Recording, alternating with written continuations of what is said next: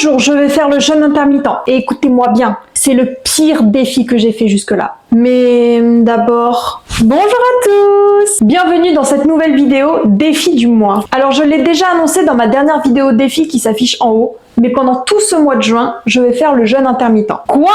Comment ça a l'air facile? Hey, je vous ai pas encore présenté le défi, hein. Pourquoi j'ai décidé de faire le jeûne intermittent? Bon, je vais être honnête avec vous, j'ai entendu parler du jeûne intermittent par Sissimua et en fait je me suis dit pourquoi pas. Le problème c'est que je me suis pas du tout renseignée avant de m'impliquer. Et maintenant je regrette énormément ce défi. Je savais que je devrais manger que pendant une partie de la journée. C'est le principe du jeûne intermittent. Mais attendez là, aussi peu, sur 24 heures, je vais pouvoir manger que pendant 8 heures? Mon travail m'impose de manger à midi, donc je vais devoir faire le jeûne intermittent 16-8. Traduction, je ne pourrai manger qu'entre midi et 20h.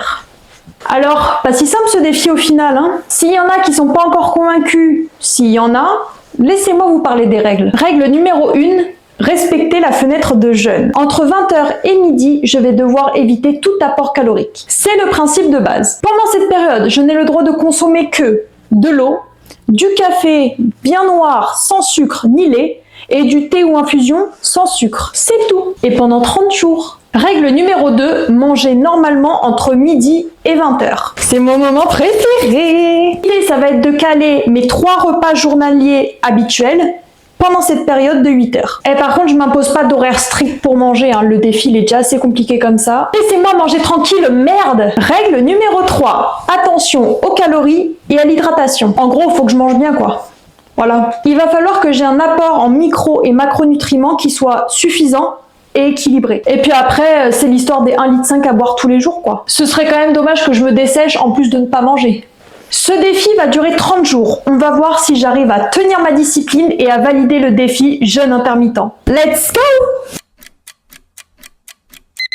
Alors, comment résumer cette première semaine en un mot? Oula! Cette première semaine a été un désastre du début à la fin. Pour 1, il est 9h44. J'ai passé la nuit à rouler, j'ai dormi 1h30, ok? La seule chose dont j'ai envie, c'est de manger pour essayer de regagner l'énergie que je n'ai pas. Je ne peux pas. Pas avant midi. Donc là, j'ai envie de mourir. Vous comprenez? Là, j'ai envie de craquer. Le premier jour, j'ai déjà envie. J'ai envie de manger. Mais je peux pas, il est que 9h44. Faut que j'attende encore 3 heures, si j'ai bien compté. Les gars, ça va ou quoi? Il est actuellement 9h35. Et j'ai craqué.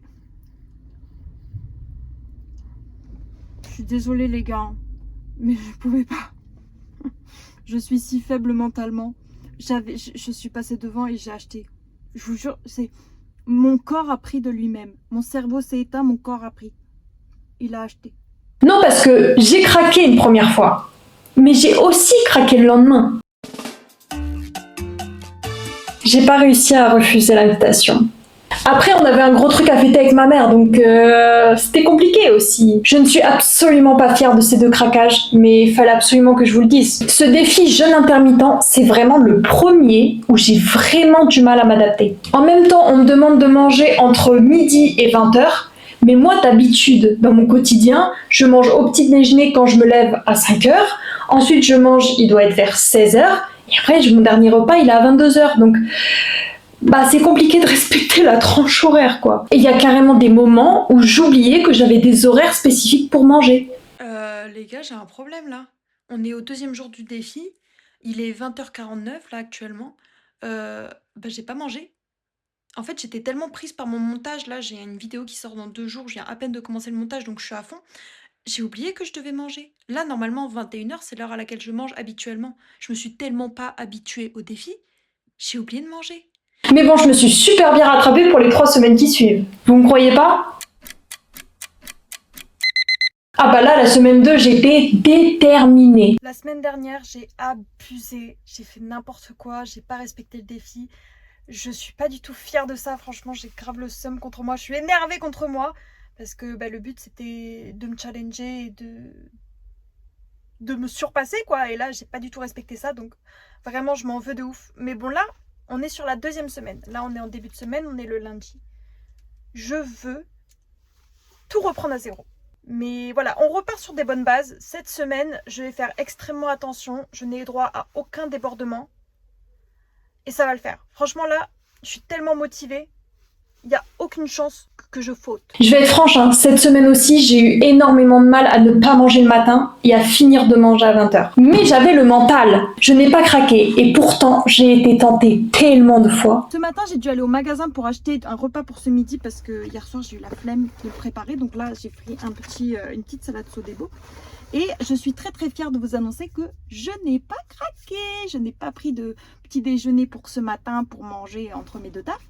Donc voilà, je sais reconnaître, je suis honnête quand je fais des erreurs, mais il faut aussi montrer quand je fais les choses bien. Donc là, voilà, je suis très très fière et je vais essayer de continuer sur cette lancée à garder le mental. Alors pour la partie adaptation, j'ai géré, mais par contre niveau qualité des repas, ah c'était pas ça quoi. Le midi, je faisais que de manger des salades Sodebo, je rentrais du travail, je prenais un goûter à base de gâteaux, de n'importe quoi. Et après le soir, je faisais même pas à manger, je mangeais des ramen, des pizzas, mais c'était n'importe quoi. Aucun doute, le meilleur moment de ma journée, c'est le moment où je rentre du travail, il est genre 15h, je me pose pour manger mes petits liégeois. Ça c'est mon petit plaisir, voilà, je peux pas faire le jeûne intermittent et manger parfaitement. En plus il fait chaud en ce moment, des danettes bien fraîches là. C'est mon meilleur moment, voilà. C'est le moment où j'apprécie vraiment mon défi parce que je me suis tellement privée que je profite de mon goûter, vous voyez. Pas top niveau nutritionnel tout ça, hein. Mais j'ai essayé de travailler dessus à la 3e semaine. Il m'a bien fallu 2 semaines d'adaptation, mais j'y suis arrivée. Entre respect des horaires et meilleure alimentation, j'ai vraiment pris beaucoup plus de plaisir à cette 3e semaine. Cette semaine, j'ai décidé de me reprendre en main et de cuisiner parce que ça fait 2 semaines que je fais n'importe quoi avec mon alimentation. Je prends ce qui me tombe sous la main, donc forcément, il n'y a que des merdes. Donc là, j'ai décidé de faire à manger. Regardez, légumes. Bon, je suis des lardons pour faire une tarte. Mais au moins, manger quelque chose de beaucoup plus équilibré, quoi. Donc là, c'est en cours. Il est 19h30. Donc il me reste pas très très longtemps avant de pouvoir finir de manger. Mais là, c'est bientôt prêt, donc on y va. Parce qu'en vrai, les 2 premières semaines, c'était tellement contraignant que je ne prenais aucun plaisir à le faire ce défi. Vraiment, je le détestais. Alors que à partir de la 3e semaine, ça m'a plus dérangé tant que ça. Ah, je kiffais pas ma vie non plus, hein. Mais ça passait. C'est vraiment à partir de cette 3e semaine que j'ai commencé à cuisiner, à faire du batch cooking pour mes repas du midi. Enfin, j'ai commencé à être organisée, quoi. Il était temps. Et c'est vraiment à partir de là que j'ai commencé à vraiment ressentir les bons effets du jeûne intermittent. J'avais plus le ventre qui gonflait après les repas, j'avais une meilleure digestion et puis même, j'avais un meilleur sommeil parce que, vu que je mangeais pas avant le repas, mon ventre était vide et je dormais mieux, quoi. J'ai commencé à me sentir vraiment mieux dans mon corps. Putain, j'ai une lumière qui vient de me lâcher, mais bon, on va continuer. Ah oui, et je voulais dire, avant que ça m'interrompe, je me sentais vraiment plus légère de l'intérieur. Alors ça paraît complètement stupide à dire, mais c'est vraiment comme ça que je l'ai senti. Après, est-ce que j'ai réussi à prolonger cette superbe routine jusqu'à la 4e semaine ? Et oui les gars, j'ai réussi, j'ai eu une vraie routine qui s'est installée. Le matin, j'allais embaucher à 7h15, je mangeais aux alentours de midi avec la dame dont je m'occupe. Un peu plus de midi, je viens de casser mon jeûne avec un petit bout de pain pour l'instant et là je vais préparer mon repas. Quand je rentrais du travail vers 15h, je me prenais un petit goûter.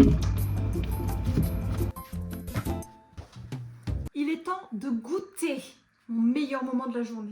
Emma et sa passion liégeois. Et après, je mangeais à nouveau vers 19h30. Pas mal l'organisation, hein ? Bon, après, ne prenez pas mon cas comme exemple, hein. J'ai réussi à m'organiser, c'est bien. Mais niveau routine et niveau alimentation, c'était quand même pas parfait, hein. Parce que je suis contente de cette 4e semaine, je m'en vante. Mais en vrai, j'ai pas du tout fait les choses comme il aurait fallu. Je me suis tellement focalisée sur le fait de manger pendant les horaires définis que j'ai totalement négligé l'alimentation. Et même à la 4e semaine, je considère que c'était pas parfait, que j'ai pas mangé suffisamment bien, suffisamment de tous les macros et micronutriments, et aussi pas suffisamment. Ce qui nous amène à ma conclusion.